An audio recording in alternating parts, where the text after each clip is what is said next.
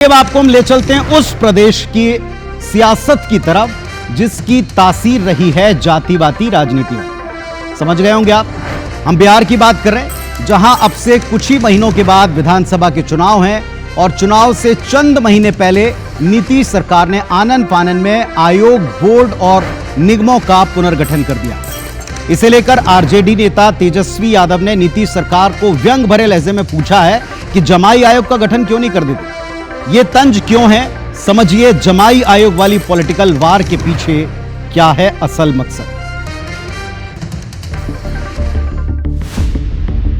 बिहार चुनाव की तारीखों का ऐलान अभी नहीं हुआ है, लेकिन माहौल पूरी तरह चुनावी है।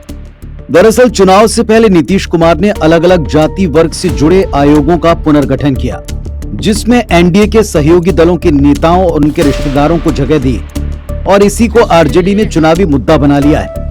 तेजस्वी यादव ने तंज कसते हुए नीतीश कुमार से जमाई आयोग के गठन की मांग कर दी। छो आयोग का जो गठन हुआ है, जिसके लिए हम मुख्यमंत्री जी से अपील करते हैं कि समर्पित जमाई आयोग का गठन किया जाए। रामविलास पासवान जी के दामाद को आयोग में जगह मिली है, अशोक चौधरी जी के दामाद को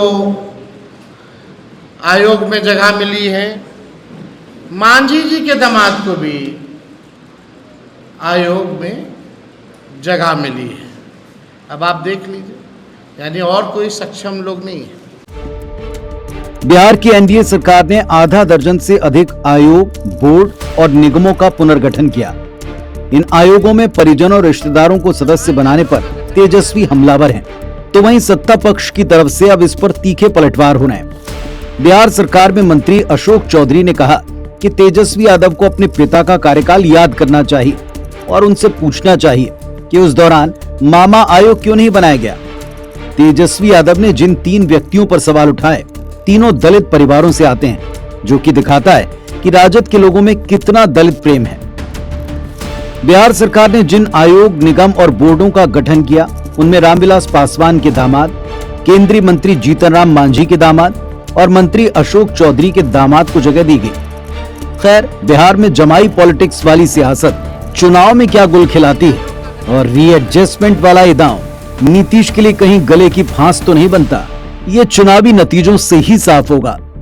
ब्यूरो रिपोर्ट, IBC 24।